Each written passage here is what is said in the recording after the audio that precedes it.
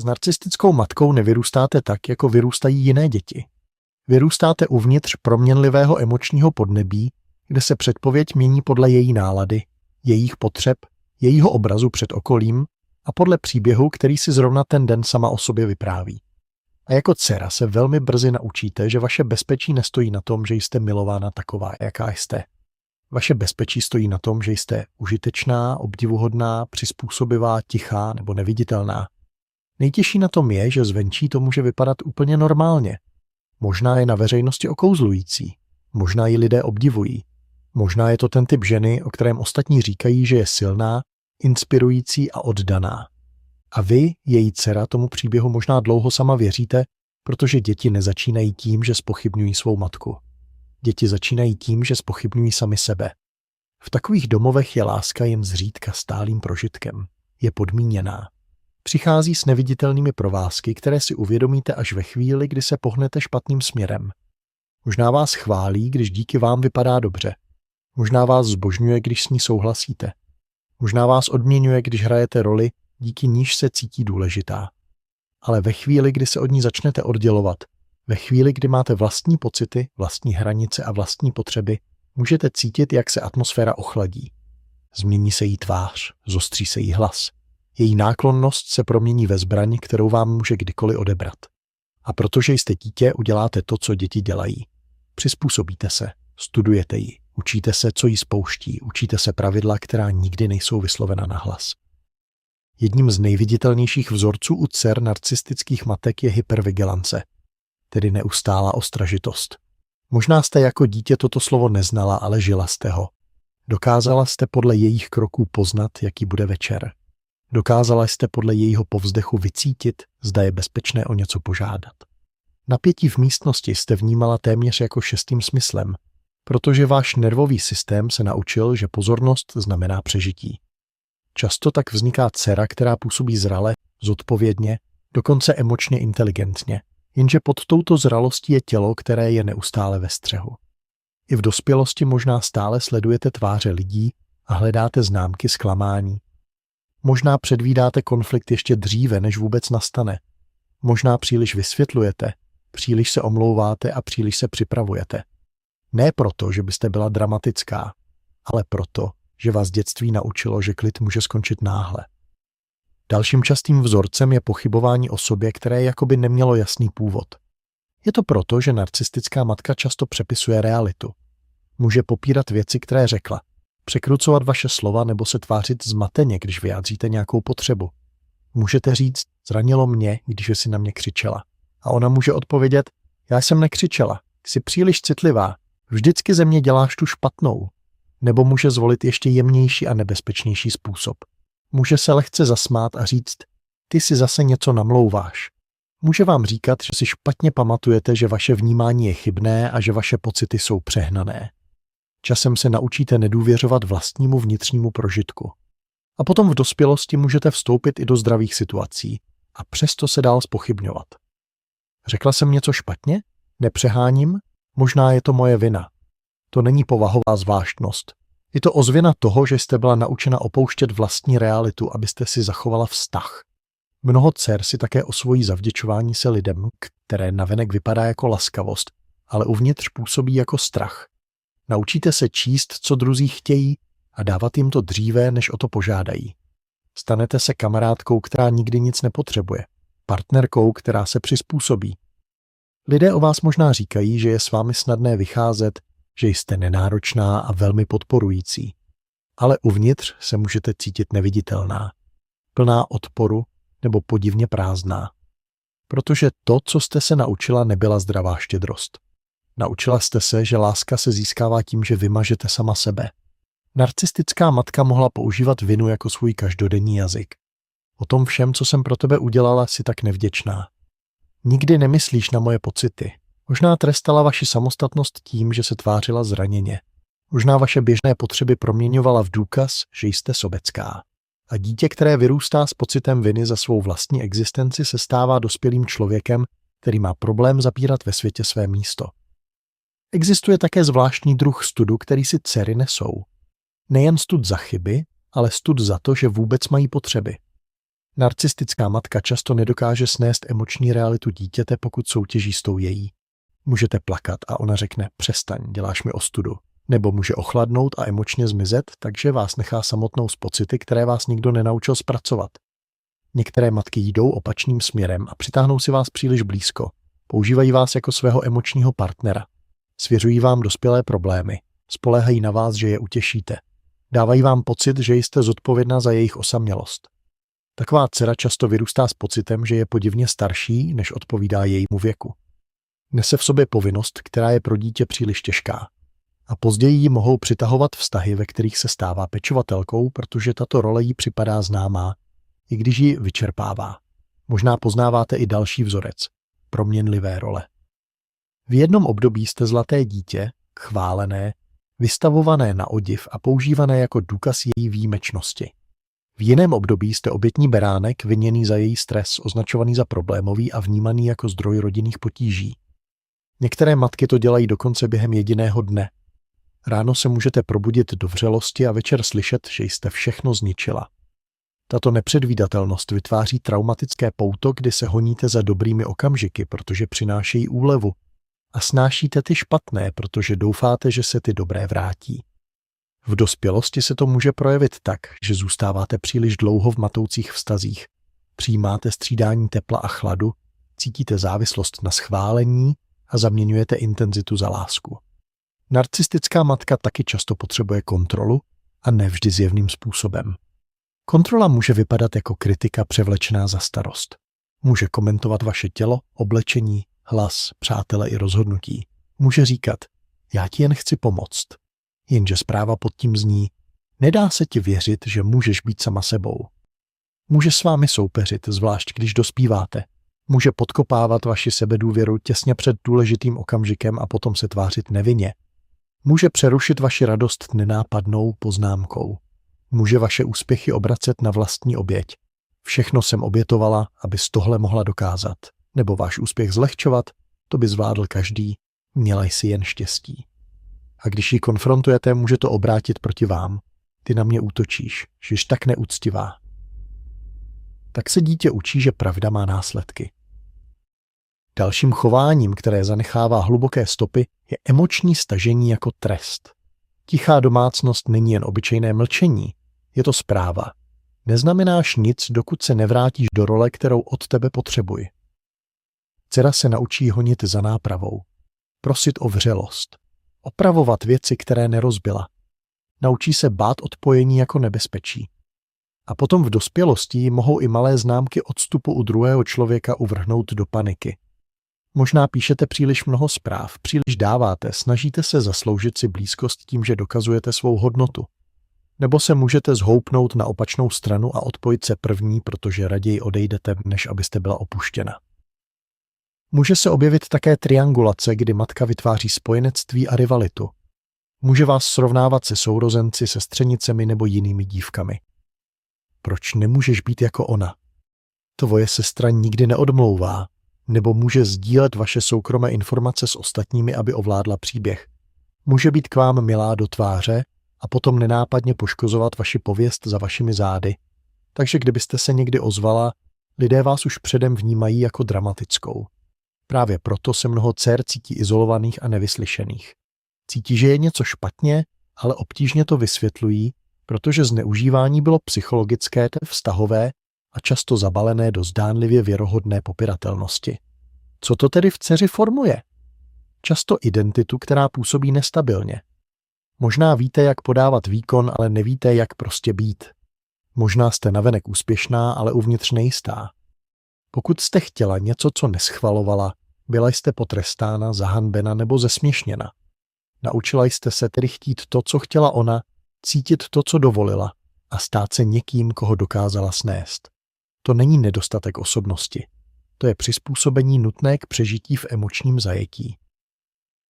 V dospělosti se tyto vzorce ukazují rozpoznatelnými způsoby. Můžete mít silného vnitřního kritika, který zní jako její hlas. Můžete být perfekcionistická ne proto, že milujete dokonalost, ale proto, že chyby vás kdysi stály lásku. Můžete mít problém s hranicemi, cítit vinu, když řeknete ne, nebo příliš vysvětlovat, jako by vaše hranice potřebovaly svolení. Můžete si přitahovat kontrolující partnery, nebo se sama můžete stát kontrolující, protože nepředvídatelnost stále působí ohrožujícím dojmem. Může vám být nepříjemné přijímat péči, protože péče vždy přicházela s podmínkami. Můžete být přitahována emočně nedostupnými lidmi, protože jste se naučila o spojení usilovat. Nebo se můžete děsit intimity, protože blízkost kdysi znamenala, že vás někdo pohltil. Můžete také zažívat emoční otupělost. Mnoho dcer se naučilo vypínat pocity, aby se vyhnuli konfliktu. Pokud vyjádření smutku vedlo k výsměchu, naučíte se ho polikat. Pokud vyjádření hněvu vedlo k trestu, naučíte se stuhnout. Pokud vyjádření nadšení vedlo k žárlivosti nebo sabotáži, naučíte se zmenšit. Později, když konečně máte prostor něco cítit, možná nevíte jak. Můžete se cítit odpojená od vlastního těla. Můžete všechno rozumově rozebírat. Na povrchu můžete působit klidně, zatímco pod tím žije úzkost jako neustálé šumění. Nic z toho ale neznamená, že jste rozbitá. Znamená to, že váš nervový systém udělal přesně to, co musel udělat. V určitém okamžiku mnoho dcer dojde k bolestnému poznání. Uvědomí si, že matka, kterou potřebovali, není matka, kterou měli. A toto uvědomění může přinést smutek, který působí matoucím dojmem, protože ji možná stále milujete, stále soucítíte s jejími zraněními, stále si pamatujete dobré chvíle. Ale ten smutek je skutečný. Můžete truchlit nad dětstvím, které jste nikdy neměla. Můžete cítit hněv a zároveň loajalitu. Právě tady mnoho dcer uvízne, protože narcistický rodinný systém vás často učí chránit obraz matky na úkor vlastní pravdy. A tak i vaše uzdravování může působit jako zrada. Uzdravení začíná ve chvíli, kdy se přestanete hádat se svým vlastním prožitkem. Uzdravení začíná, když uznáte, že emoční újma nepotřebuje modřiny, aby byla skutečná.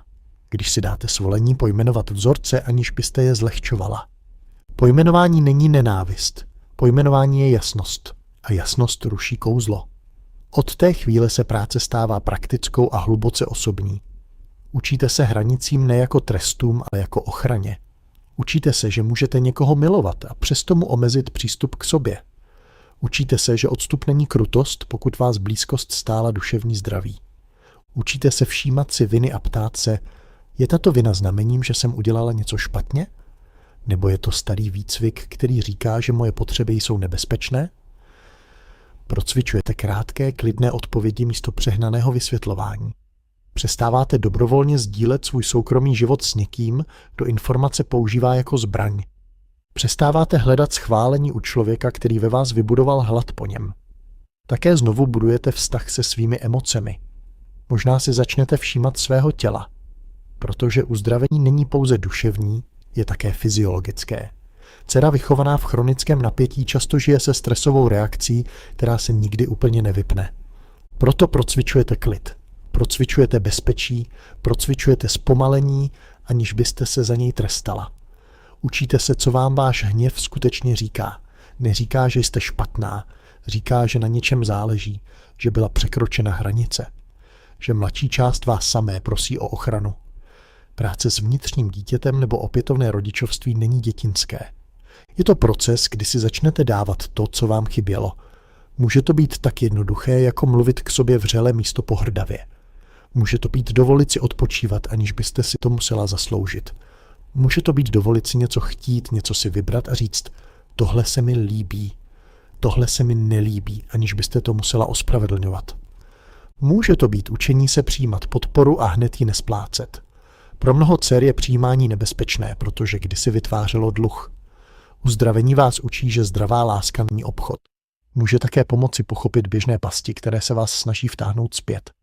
Jednou pastí je naděje, že když to konečně řeknete dokonale, ona to pochopí, jenže narcistická dynamika není nedorozumění. Je to vzorec. Další pastí je honba za uzavřením od někoho, komu prospívá zmatek. Další pastí je čekání na omluvu, která by vyžadovala sebereflexi, kterou možná ani nemá. Uzavření často přichází z vaší vlastní jasnosti, z vašeho vlastního truchlení a z vašeho vlastního rozhodnutí přestat vyjednávat o své realitě. Je tu také citlivá otázka kontaktu. Některé dcery volí úplné přerušení kontaktu. Některé volí omezený kontakt. Některé zůstávají v kontaktu s pevnými hranicemi. Neexistuje jedna morálně správná odpověď. Existuje jen to, co chrání vaše dobro. Pokud vám kontakt opakovaně ubližuje, omezení kontaktu není pomsta, je to sebeúcta. Pokud kontakt zatím omezit nemůžete, stále můžete snížit emoční vystavení tím, že odmítnete hádky, odmítnete svěřovat zranitelná místa, která se pak použijí proti vám, a odmítnete hrát role, které vás ničí. A jak se uzdravujete, můžete si všimnout něčeho překvapivého. Můžete cítit smutek tam, kde jste čekala úlevu. Protože když přestanete honit matčino schválení, ucítíte prázdnotu na místě, kde dříve žila naděje. Tento smutek není selhání. Tento smutek je nervový systém, který si zvyká na novou pravdu. Už nežijete pro její reakce. Učíte se žít pro svůj vlastní život. Postupem času začnete vidět dceru, kterou jste byla pod všemi těmi způsoby zvládání. Dívku, která se chtěla cítit v bezpečí. Dívku, která chtěla být držena bez podmínek. Dívku, která chtěla, aby na jejich pocitech záleželo. A vy se stanete dospělým člověkem, který se konečně postaví na její stranu. Přestanete ji nazývat příliš citlivou. Přestanete jí říkat, aby byla vděčná za drobky. Přestanete omlouvat to, co jí poškodilo. Naučíte se říct, dává smysl, že jsem se stala tím, kým jsem se stala. A také dává smysl, že teď chci víc. Pokud vám tento příběh připadá povědomý, chci, abyste jasně slyšela toto. Nejste obtížná. Přizpůsobovala jste se emočnímu prostředí, které po vás chtělo, abyste zmizela. Vaše úzkost není vaše osobnost. Vaše zavděčování se lidem není vaše identita. Vaše extrémní samostatnost není důkazem, že nikoho nepotřebujete. Jsou to strategie přežití. Naučila jste se je výborně a můžete se je jemně odnaučit. Jedním z nejsilnějších posunů je chvíle, kdy se přestanete ptát, co je se mnou špatně, a začnete se ptát, co se mi stalo a čím jsem se musela stát, abych to přežila. Protože ve chvíli, kdy tomu porozumíte, stud se začne uvolňovat. A v prostoru, kde dříve žil stud, může vyrůst něco jiného. Důvěra v sebe, sebeúcta a stabilní pocit vlastní identity, která nepotřebuje svolení k existenci. Nejde o demonizování matek. Některé narcistické matky si nesou vlastní trauma, vlastní prázdnotu a vlastní nezhojenou bolest. Ale váš soucit s její bolestí neruší vaši bolest. Dvě věci mohou být pravdivé zároveň. Můžete ji chápat a přesto se před ní chránit. Můžete truchlit nad jejími omezeními a přesto se kvůli nim odmítnout zmenšovat. Můžete se vzdát představy, že vás jednoho dne konečně uvidí a přesto se můžete rozhodnout vidět sama sebe. A to je bod obratu. Když se stanete svědkem, kterého jste vždy potřebovala. Když potvrdíte svou vlastní realitu. Když přestanete prosit o lásku, která vyžaduje vaše mlčení. Když si vybudujete život, ve kterém vaše emoce nejsou obtíží, ale informací. Ve kterém vaše hranice nejsou kruté, ale jasné. Ve kterém si už nepletete chaos se spojením. Ve kterém se pomalu a vytrvale učíte, jak působí bezpečná láska. Pokud jste v tomto procesu, postupujte krok za krokem. Mluvte s někým bezpečným, s terapeutem, podpůrnou skupinou nebo důvěryhodným přítelem, který vás nebude zlehčovat. Učte se jazyk těchto dynamik, abyste se mohla přestat obvinovat. Procvičujte hranice v malých věcech. Procvičujte pravdu ve své vlastní mysli, i když ještě nejste připravena říct ji nahlas. A když se zvedne stará vina, pamatujte si toto. Vina je často abstinenční příznak opouštění role, která vás držela uvězněnou. Zasloužila jste si matku, která se raduje z vaší existence, ne matku, která s ní soupeří. Zasloužila jste si vedení, ne kontrolu. Zasloužila jste si útěchu, ne kritiku převlečenou za lásku. A i když jste to tehdy nedostala, můžete si nyní začít vytvářet jinou zkušenost. Ne tím, že přepíšete minulost, ale tím, že ji odmítnete opakovat ve své vlastní mysli a ve svých vlastních vztazích. Smíte se stát někým, komu ona nerozumí. Smíte přerůst verzi sebe sama, která jí vyhovovala. Smíte si vybrat klid místo výkonu. A čím více si vybíráte sebe, tím více se kouzlo láme. Protože dcera, která vyrůstala s narcistickou matkou, byla vycvičena k tomu, aby žila kolem emocí někoho jiného. Uzdravení znamená naučit se konečně žít uvnitř těch vlastních. Pokud jste se v těchto slovech poznala, neignorujte to. Začněte si znovu věřit, krok za krokem. Napište do komentářů, která část s vámi nejvíce rezonovala a sdílejte toto video s někým, kdo potřebuje slyšet, že v tom není sám.